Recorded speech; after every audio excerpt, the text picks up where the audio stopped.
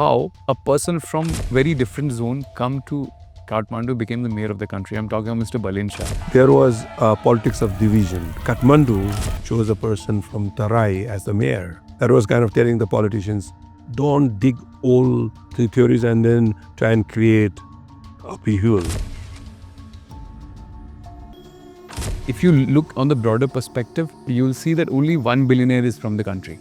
The Nepalese law is very, very strict with foreign exchange. If they find me having undeclared foreign exchange in my pocket, they'll put me in jail. So when we were coming here, we were reaching out to all the good businessmen of the country, but they were all in the foreign country. To do well, you have to carry somebody's flag, Congress flag or a Maoist flag or a communist flag, and that's what's frustrating the young guys. In the morning, I was watching this news that Mr. Prime Minister of the country is on the road with his protesters. They're always thinking of how do I give the image of my party. So the governments are not government for the people. The government are continue to be party cadres or party leaders. This will keep on continuing, where this all will take the country. Sometimes small is beautiful. I mean, India, China, it's such a vast country. It's so difficult to manage. Nepal can really do so well. Increase the tourists because we focus from Europe, America to just to this country. It gave instant results.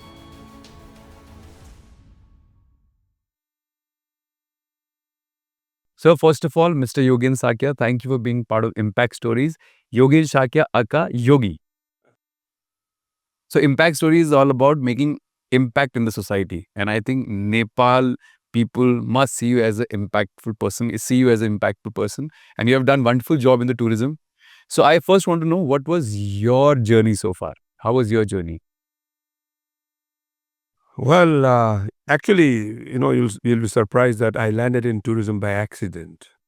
And it's a physical accident. I'm a science student. I was enrolled to go to Kharagpur as a mechanical engineer in IIT Kharagpur. And just in between that time, I had a little tiff with my neighbor. Whenever someone builds a wall, in this part of the world, there's always a little conflict. Go a little inch here and little inches there.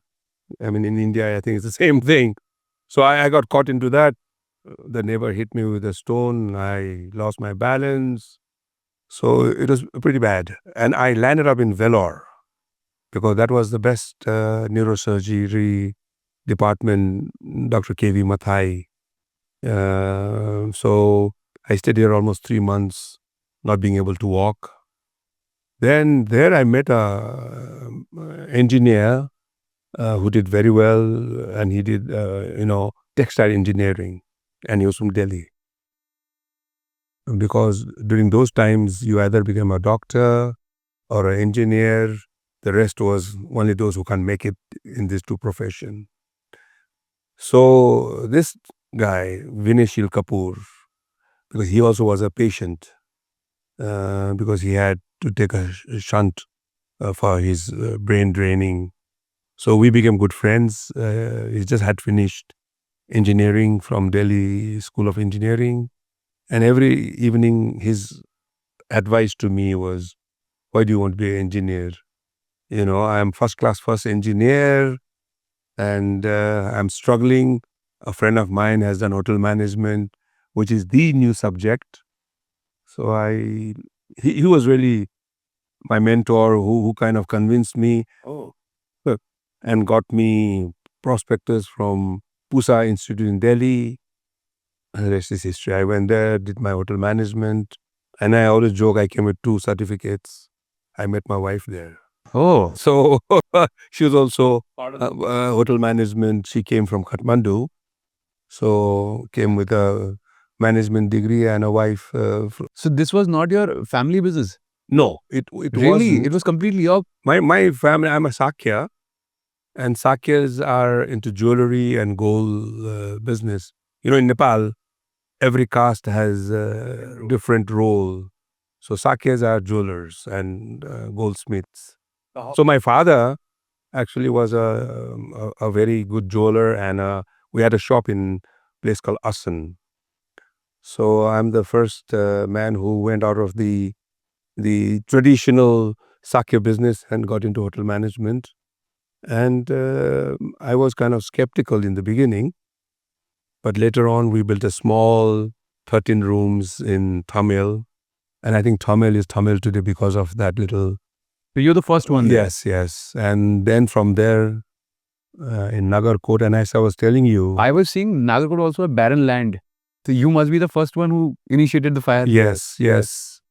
So from that aspect, I suppose, well, I won't say I'm a big hotelier, but definitely I had taken the challenge to not just build a hotel, but been able to make a destination by building a hotel.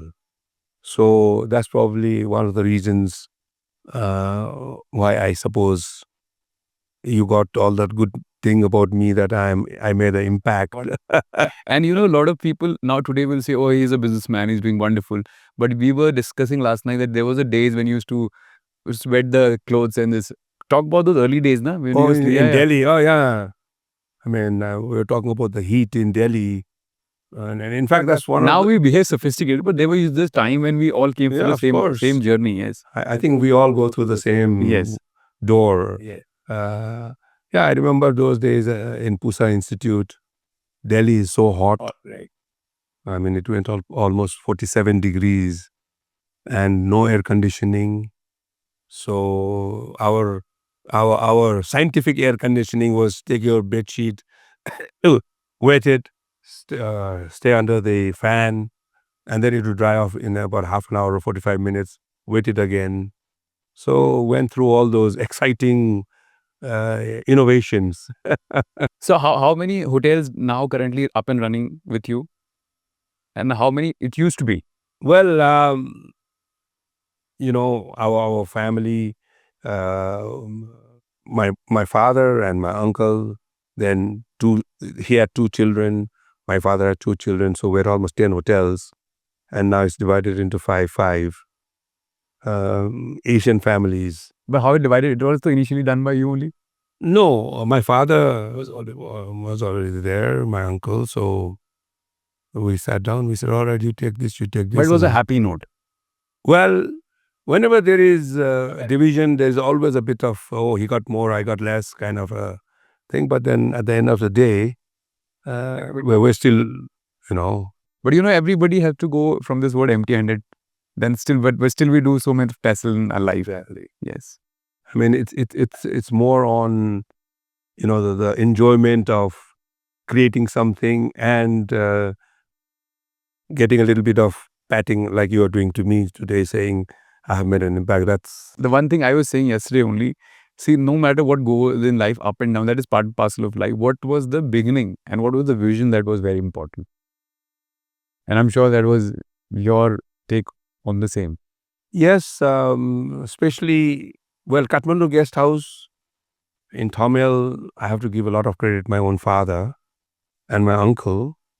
It was a small hotel that started, so we all worked together, and I mean I cannot hog all the credit for it.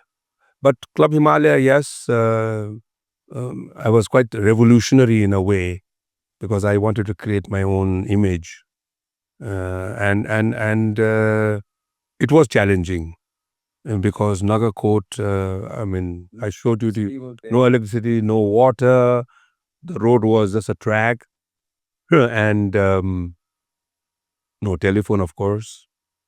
So I remember the early days when we just started one restaurant. There was no electricity, so we had to have live chicken. Because of no fridge. There was no fridge. And then we used to have one boy looking out and say, hey, there's a car coming, chop off, probably come, and then they don't come. So we had to teach them how to prepare a chicken without, keep chopping them before the guest comes in. So they learned the art of getting the chicken from the cage to the plate within 15 minutes. So those were the days. What you worked with the government so closely about the tourism? What were the things you worked with the tourism? Well, I led the Hotel Association Nepal from 1993 to 98. And I had the opportunity to lead the industry because, as I said, during those days, hoteliers were, hoteliers by experience and not by doing a hotel management course. So we were only about 4 or 5 people who were actually had studied hotel management. So that way, at a very young age, not only could I lead my own business, I was also able to, get into the national framework of tourism at a very early age. And I think that was one of the things that what my friends told me then. If I had been an engineer, I would have just been one of them. But maybe I had the opportunity to outshine because I was one of the first ones to do hotel management. So sometimes by accident, Destiny plays a bigger role. as I said, by accident, you can have, not all accidents are bad. And one I can see from you after meeting you, I can one thing very sure. It's keep on growing because you not only see everybody as a business perspective, you always see personal perspective first. So I think the people who are more kind and hearted, they face much of the challenges than as compared to tough people. Yes. Well, that philosophy of yours, how do you do? You're too young to have that philosophy. You must have gone through long disheartened things because of being a good human being and being kind to other people. But those people have one impact for sure, that they whatever they create with somebody, that go longer road. Karma. Yeah. Yes, it's very true. While on one hand, I'm saying, all the honky tonky things that we have 10 hotels and we had Nagar Court and whatever. I mean, let's take, for example, this hotel, Ambassador Hotel. You know, I lost land 3 times. Oh. And the last time I had to break the whole hotel down and rebuild. So, again, for me, all accidents have been good accidents. Well, 3 times I lost the land in 1963 when we had just started constructing this hotel. Queen Elizabeth came, and this was a small lane, and she was to go from the Royal Palace, which is right next door, to the Royal Guest House, which is now the President's Palace. And King Mahendra, the king who was before King Birendra, was royal massacred. So his father, and so they imported a big Impala car, and they wanted to take her to the royal guest house, and they had to widen the road. And who has sacrificed for the road? Half of that road is actually my property. This road. Yeah. So that was the first time. Then second time, again, Queen Elizabeth. I look like every time she comes, I lose a little bit of land. She came. She was our royal guest. This time by his son, King Birendra, in 86. And she was to go from the royal guest house To this place. to the British Embassy. I showed you yesterday. And my land was protruding a bit outside. And this time the king wanted to impress her, not with a Impala car, but with 6-horse carriage. So they were trying to get they practiced, and they said, no, we have to cut a little bit of land of this hotel. So I lost the nose. The third time was the Republic government, Baburam Bhattarai, who one of his success story is road widening. So he wanted to widen the road. And this time, not only my land, I had to chop off part of my hotel. So I put up a big banner. I mean, just to reiterate what you were saying, because I had no choice. I said, change is opportunity. And they said, wow, what a positive guy. And I remember Dr. Baburam's wife, who was also a minister, saying, "Oh, you guys are so positive." And I wrote her in Nepali, "Mutu mathi dunga rakhi hasnu pareको छ," saying that, well, I had no choice. And, when, in those times, you have no choice but to put a heavy stone on your heart and smile. But after that, when this hotel was completed, I had the same prime minister. He was no more a prime minister, Dr. Baburam. I said, "You broke my hotel, you'll inaugurate my hotel." So he came, and then I told him, "Well, when you broke my hotel, I not only me, my whole family really cursed you with all kind of galis. But I said, thank you for breaking it. Otherwise, this hotel would not be what it is." Yeah. So sometimes karma, just to add to what you were saying. So, and I what I feel, say it's my first time in Nepal, in Kathmandu also. I feel this country got so much of opportunity, but still, why this country is so underrated? Being from different land, I came here and I thought, why people are not coming here often? Like, it must be tourism is very high, but it can be much better than this. So, is it the lack of government or is it the lack of something else?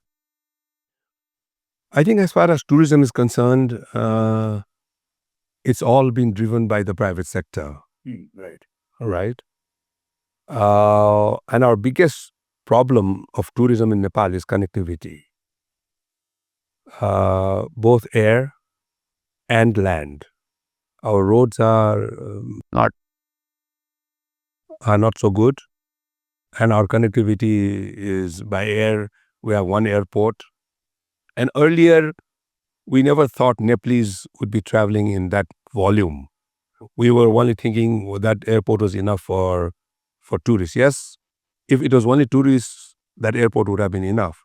But today, I think the travelers by air would be only 40% tourists and 60% Nepalese. And that's increasing. The Nepalese are traveling for education, for health, and for employment. So, because of that, I think we have always, because connectivity is so important. So I think that would be the basic reason. And the other is, if we look back how our tourism started, for us, tourism meant the white guys. It started with the hippies. In fact, they put us in the tourism map, and that would go back to the 1960s and 70s. And I think so. We were so focused on just Europeans and Americans who came here actually for the challenges. Adventure tourism, climbing, rafting, all the challenges. And they came for a story they want to take back home. And the story they take back home is they go back home saying, I went to Nepal. I traveled with the goats and the chickens, and I got sick, and everybody's listening in their dining table. Wow, you're such a strong person to take the challenge, and that's what we were selling. And probably because we were selling Nepal as an adventure destination, as a challenge destination, it was very sellable in Europe and America, but not in Asia. Right. It was only in 2011, and in fact, I had the opportunity to lead that campaign, that we said, hey, wait a minute. If we want more tourists, Europe and America, we have imaged ourselves as challenging but rewarding, which is very sellable, and it's the way you sell it. And we were very clever in doing that. We were charging $100, $200 to make a person walk. I mean, if you look at Nepalese tourism, very innovative, Right. So we were selling because we know that's what they want to come here for. And we did not deceive them by saying, oh, Nepal is beautiful. We said, no, it's challenging. If you come to Nepal, be ready to be stuck in Lukla for 3 days because the weather can be bad. It was very honest selling. But for India, China, Nearby the big countries, buy, yes, Asian countries. no, they need little more luxury, little more comfort. Honestly, we Asians are, because we have helpers at home, so they need much more. No, we don't. So in 2011, it was probably one of the worst times in our tourism history, because we had just come out of the civil war. Well, the people's movement, the Maoist movement, and tourism had dipped down from 500,000, which was the stable figure, to 2,500, 2.5 lakhs. And we focused into China and India, and the whole thing jumped to 800,000. Our target was 1 million, but we achieved 80%. In fact, it was the worst times. And that's when now the bank started pushing investments in hotels. And the result of that, again, is little alarming, because now we have more hotel rooms than tourists. This was my next question, yes. So even we were talking last night also that earlier it was less tourist and started coming in. Now we have more hotels than tourists, which is again a challenging thing. Yes, challenging, because now most of these hotels are, funded by banks. 20% is the owner, and probably 80% Is the bank. is the bank.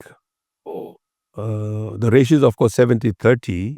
30 the owner, and 70 the bank. And for hotels, they have been so kind. They said, look, we will give you even more from the bank. So now the challenge is, if those hotels don't do well, it's not the owner who's going to suffer, it's the bankers and it's the public. But what for the who are the very good hoteliers who really want to do by their own things, it's going to be tough for them. Yes, it is. And that's why there is a euphoria of getting foreign chains. Now they are not magician either. So it's a very challenging time. It's an opportunity, because we can accommodate 35 lakh tourists, and our arrival is just 12 lakhs. So our capacity is 35 lakh. We are only getting 1/3 of our capacity. But touch wood, our domestic tourism has really grown over, especially after the COVID. And the domestic tourism went up very much because Nepalese love to party. We just need an occasion, marriage. You have so many occasions. So a lot of these hotels survive because these parties. In fact, if you look at a 5-star revenue, 60% is food and beverage, and 40% is room. And that 60% maximum is coming through, these parties and celebrations from the Nepalese market. And even in hotels like mine in Nagarkot, my ratio is almost 50-50. 50% Nepalese. And this has happened just within this 10 years. And especially, actually, more after the COVID. And also because earlier, our society did not allow boys and girls to travel, very orthodox. In fact, I still remember my hotel in Nagarkot. I used to always say, hey, other young boys and girls, make sure they're husband and wife. We almost felt like we had to police, social policing. I'm sure it must have been almost similar in India as well. Still there in some. Yeah. So, but now the whole society has opened up. And I say, now, if the parents don't care, who am I to say, hey, who is this? So things have changed. Not only because of because of the social changes. Restaurants are now bubbling with local Nepalese. And also, it's amazing that sometimes I wonder, because these young people, where do they get the money from? It's again a question mark. Which is again a question mark. And in fact, I had a friend from Holland, and he was so surprised. There were 12 girls in that restaurant, young girls, dining. And this friend of mine from Netherlands, my God, this is a very expensive restaurant. And these young girls are just probably, 27, 20, how come, spending so much money? So I said, there are 2, 3 category of these girls there. Okay. I said, 30% of those girls work in IT, into banks, where they get, 4, 5 figure salaries. And in Nepal, unlike in Holland and in Europe, these young people don't have to make a house or, okay, so whatever they earn, they can spend. So maybe 4 of them are of that category. Okay. And I said the other 4, probably their parents are slogging in some other country, migrant workers. Right. They said, we suffered, but we want our children to have good, That's how it goes. So they have been getting money from their fathers who are hardworking. And I said the other 4 are people who Enjoying. who have making a lot of money, and their fathers said, well, what can I spend? Go ahead, enjoy.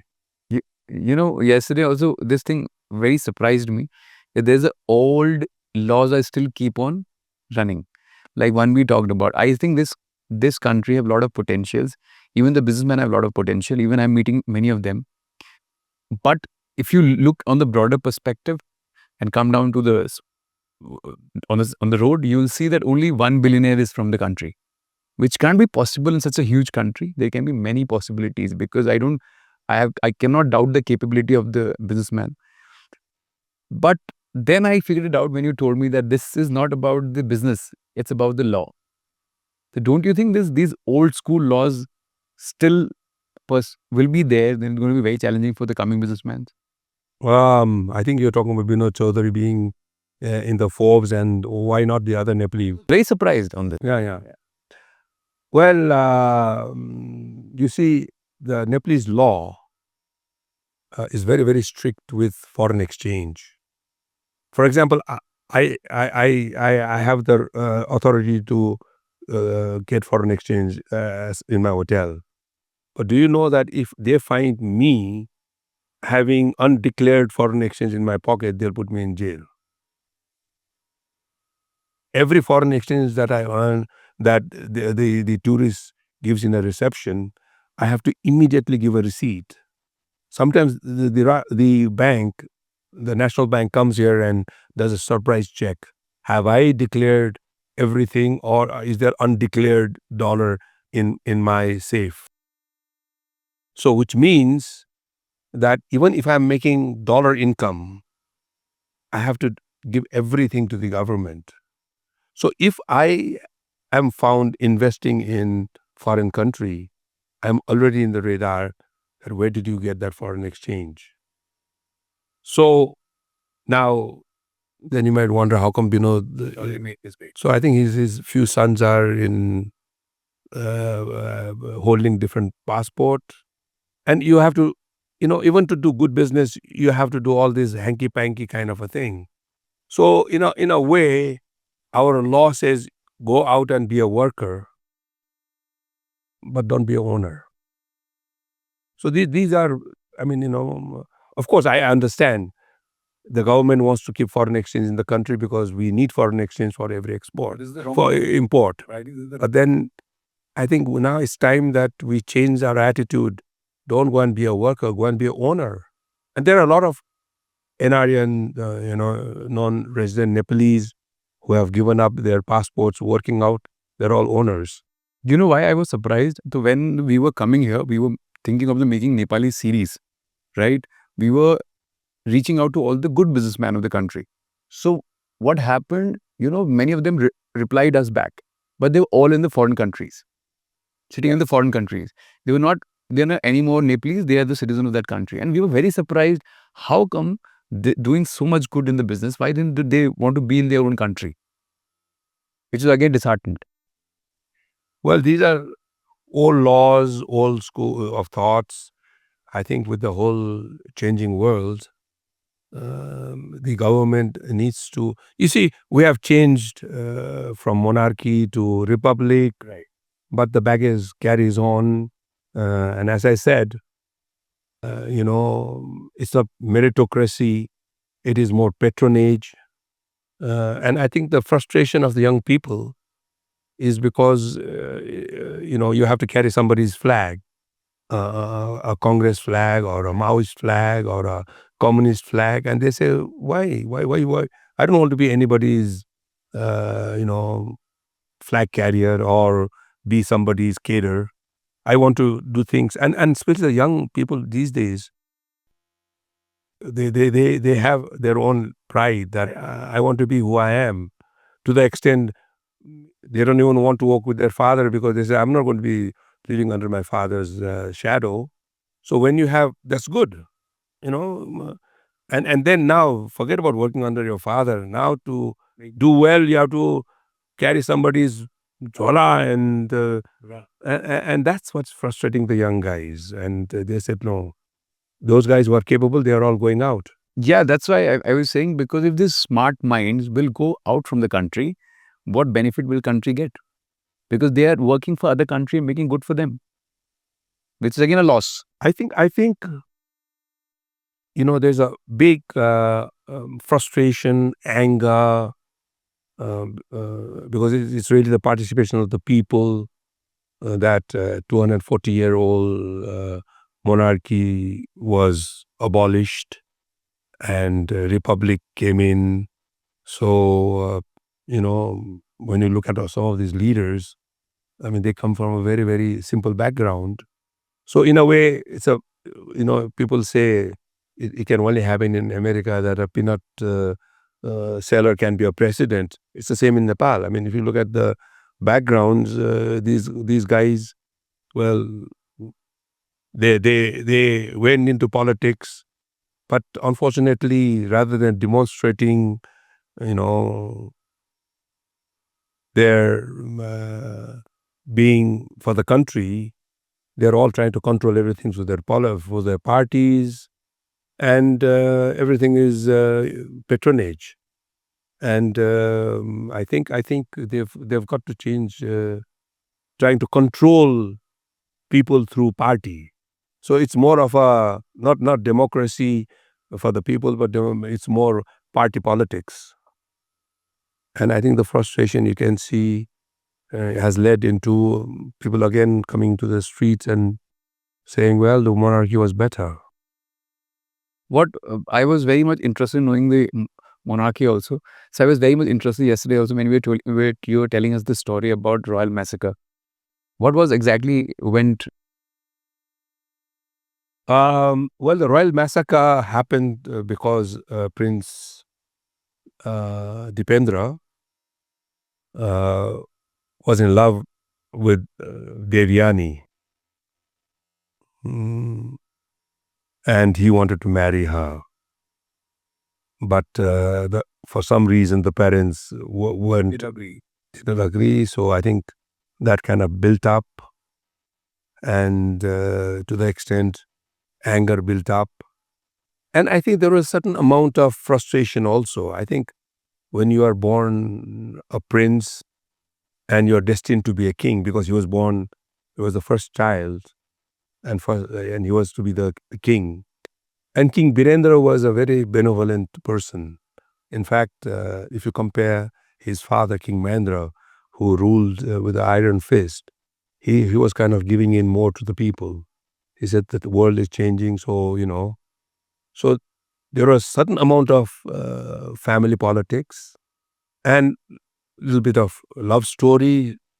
So this person, Prince Dipendra, said, well, if I'm going to be a king, I want to be a king like my grandfather, maybe, I don't know. So all this added up together, and in one of those parties, I think he just got berserk. And how many people died? Nine. What was it? So the first, I think he shot his father. Then I think his yeah, I don't know the chronological order, but then last was, of course, his mother and his brother. So his uncle, his aunts, so 9 of them uh, were massacred. Of course, there's always a a kind of controversy story that he did not do it.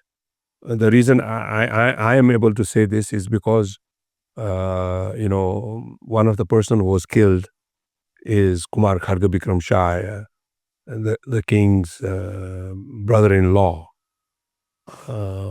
and he actually was my partner in Club Himalaya. Oh, okay. When we started, of course, he's no more there, right. And his sons had told me, and I don't think anybody's children will take a fake story, Right. and the others who were also, some of them who were there, that told me. And so I think I believe more of that story than the conspiracy theory that it's this one or that one or a mask or So just to understand the politics also. So now the current king who's asking for the rulership is not from the same bloodline. No. It's from the bloodline, but not the king bloodline. Well, the eldest son becomes the king. Yes. So King Birendra was the eldest son, so he was the king. Then after him, it wouldn't go to his brother, it would go to his son, who is again Dipendra, who actually did the massacre. Okay. And because all of King Birendra's family, the 2 sons, All got. even the sister, so all of his family were all massacred. So the next in line was King Gyanendra. And by the way, he had also been a king when he was a little boy. So this was his second time. So the line is changed because of the royal massacre. Okay, that's the thing. Even I was in the morning, I was watching this news that Mr. Prime Minister of the country, he is on the road with his protesters just to protest. If a prime minister of the country will protest, what will be the Nepalese image on the global scale will look like? Because prime minister, the prime member of the country, right? So don't they care about the global image also, which is very important in today's generation? So why people in the country will respect the politics? I know this is. I mean, Money for me, it was. for everybody, because when a party goes to the government, they have to act like a government. Yes. I think it's very unfortunate that even when they go to the government, they don't think they're the government of the people. They think they are government of the party, and for them, they're always thinking of how do I, give the image of my party, and that's exactly why people are frustrated. So the governments are not government for the people. The government are government.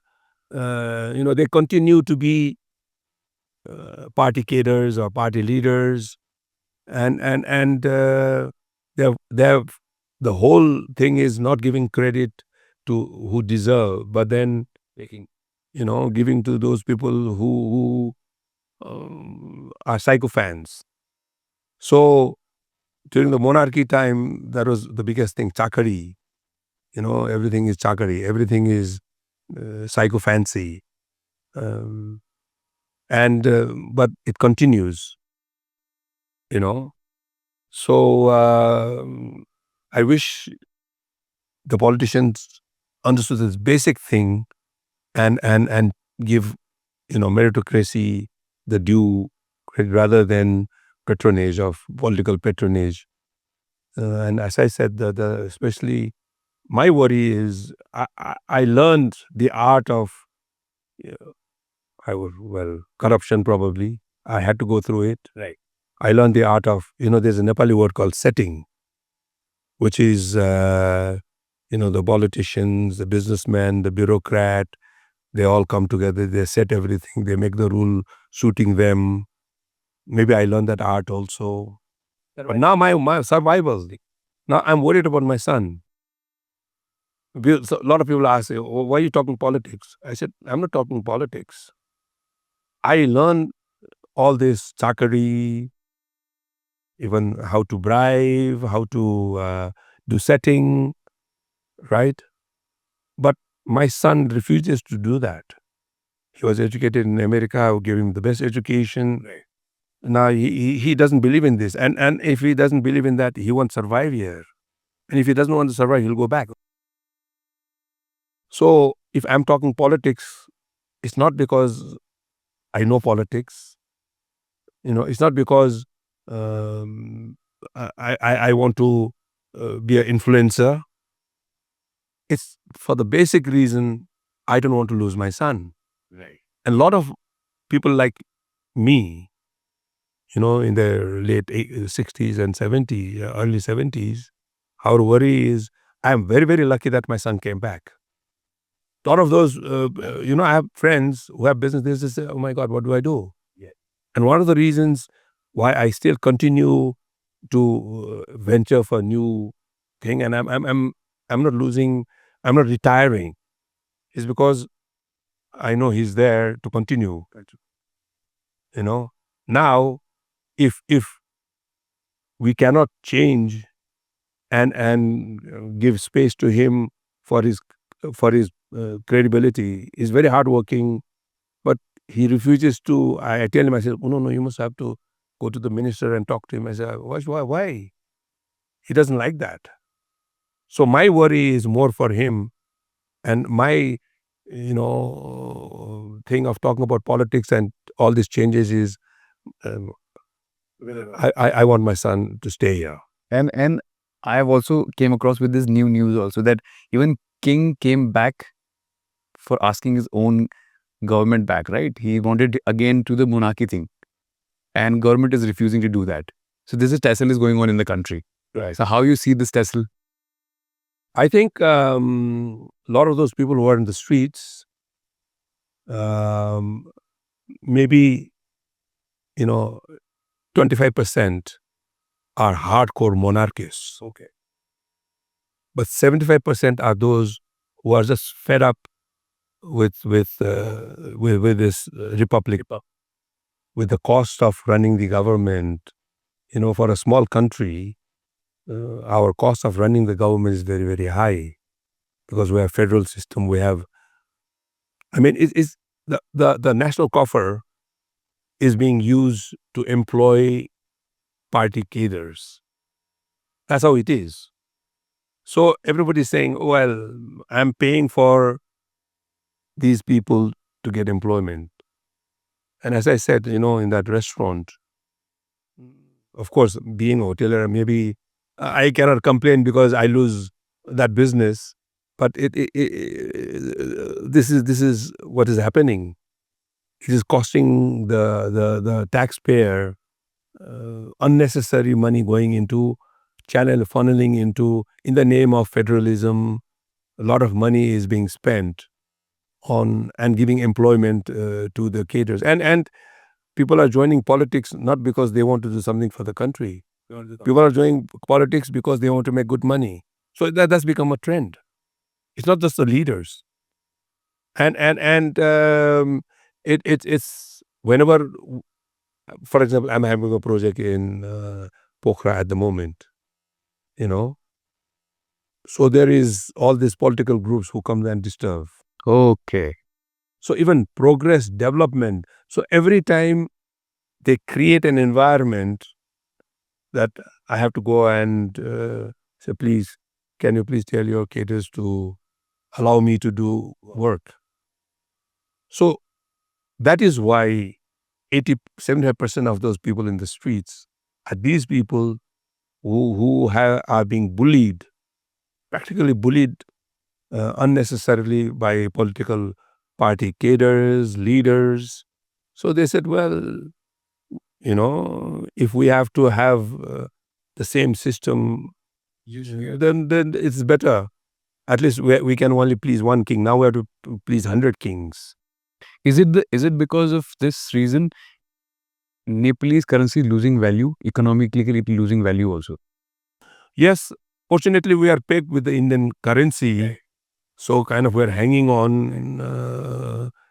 Should our currency have been in the basket, I think our Nepalese rupees to a dollar would have been probably, I don't know exactly, but definitely much more, because we are hanging on with the Indian currency. Right.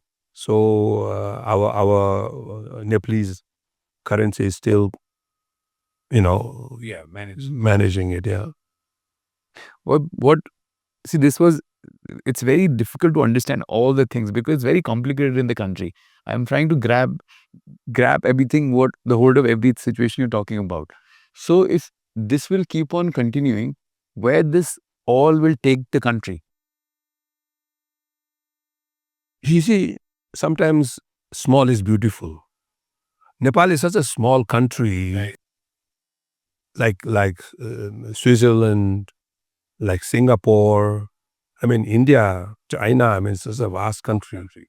It's so difficult to manage. Exactly. This should have been so easy to manage comparatively. And we have these two big economic powers, India and China, and we're just in between, a buffer zone. Right. I mean, see the potential, even politically. Advantage. And as I said, 2011, when we increased the tourists, it's because we focused from Europe, America to just to this country. And it gave instant results, So, I mean, you are here, you're confused, you are so saying, what's going on? You can imagine, we see it, it's there, tourists. I mean, look, in Delhi, it's what, 42 degrees? You were here yesterday. We stayed, you needed a blanket in Kathmandu, 24 degrees. And I was saying, let's go to Nagarkot, you will need a bonfire, 16 degrees. Being in the center, China is here, India is here. Whom exactly Nepal is supporting to? We are a buffer zone. Yeah. You see, of course, as I was saying, if you look at the Nepalese people, you see a bit of they're from the hills, they're more Mongol. Right. If you go and you look at the other, they're more like you all, very Aryan, very sharp features from the Tarai. And in the valley, probably a mix of, I'm from the valley, So as far as even the food habits are similar. No, the hills is more Tibet, China, plains is more India, and we have both the valley. So your question, are we more towards the left or towards the right, more south or north? No, we have. Or you're smarter at the center. No, I think we have an advantage. Yes, but the government need to get the advantage, no? Exactly. So I think we like to say, India and Nepal are more similar. But when you go to the hills, they're the other side. So there is a definite balance. And earlier, I think, for example, the Chinese, I think their whole politics is based on economy. And it's amazing, they're a communist country. And the way they looked at Nepal is, if it's something to do with money, yes, we will talk about it. If it's nothing, if it's politics, we're not interested. You can listen to India. Have a good relation. Yeah. But now, with the geopolitics changing, and China wanting to also be a political power and a, power, taking tucker with America. So now I can see they're saying, hey, wait a minute, now we also need bit of importance politically. So it is true, China who looked on Nepal that, well, you are more Indian and you have more relation with them, it's okay, we don't mind. I kind of see a little bit of a different tone saying that, wait a minute, we also need recognition. So I think that way, is it good, bad, ugly? I don't know, but I think it's definitely now they're taking political interest, Right. and probably that's why in India now they're also concerned. Are the Nepalese going to go north or are they going to go south? Yeah. But I think like King Birendra, he was, and his father King Mahendra, who maintained equidistance. I remember they built a road from China to Nepal, and India was very skeptical about it. Oh my God, are the Chinese going to bring tanks and use Nepal as a route to attack? I don't think so. With the new technologies now, you don't really need to cross each other. You can shoot each other from any distance. So things have changed. But I think being a buffer zone, being earlier, we used to say we are between two boulders. And now we don't say that. We are two boulders. We are between two economic giants. What an opportunity, right? And I think for tourism, for everything, yes, Nepal can really, really do so well. My second last question: if people of the country don't like politics that much, how a person a from very different zone come to Kathmandu, became the mayor of the country? I'm talking about Mr. Balendra Shah. How he became so popular then? I'm so happy. You know what? There was a politics of division. The people in the Tarai were Tarai, and they're more towards India, and they have their relation with India is much closer. There are a lot of Indian origin people who have migrated. Right. So when after Republic, there was a big Madhesi movement, and they were really pouring out their anger and frustration that the people from Kathmandu and the hills mistreated them. Okay. And almost looked at them as, oh, you guys are for Indians, or there was discrimination. Even in the same country. In the same country. Well, in the past, there used to be, well, I think the Madhesi is called the Pahadis, in a derogative connotation, okay? And I think there did exist, for example, one sect of the people to call the other some different name, which was a bit derogative. I mean, you had that, but now with the education, the people are studying in the same school. For example, I studied in St. Xavier's. I mean, I studied with the people, prime ministers' sons and daughters. So I never had that complex. Okay, that I'm Newar, he's Chetri, he's Baun. Education really blends. So because of that, education, this new society does not say you are this and you are that. They are friends. Right. And we are welcome to there. And they were using that very old, thing of how they were mistreated. And Kathmandu, where they were saying they were mistreated, chose a person from Tarai as the mayor. And I think that was good.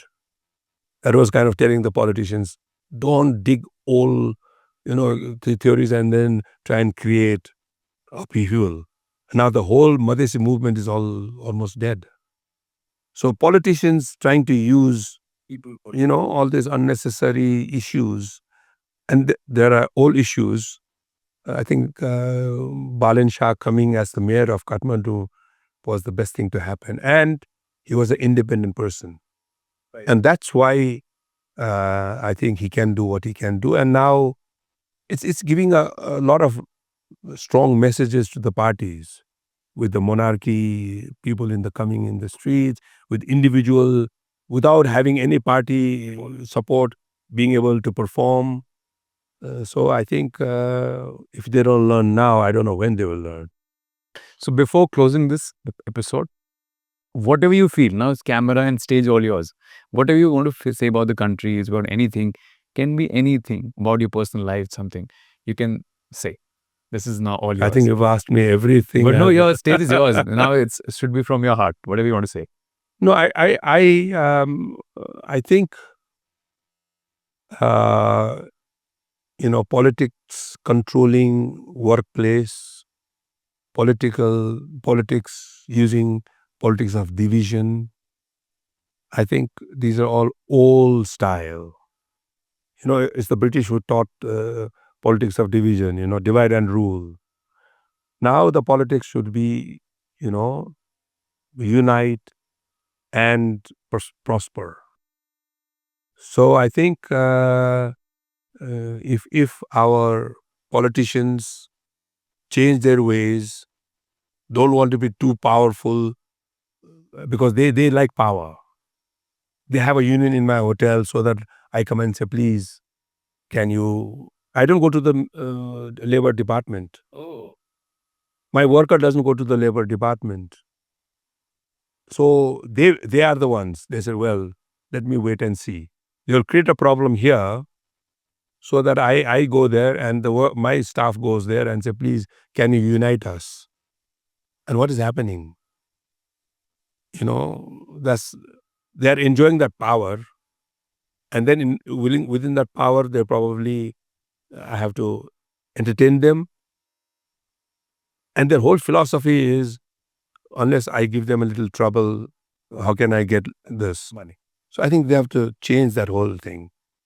And I think if they change that, they don't need to be afraid of the monarchy.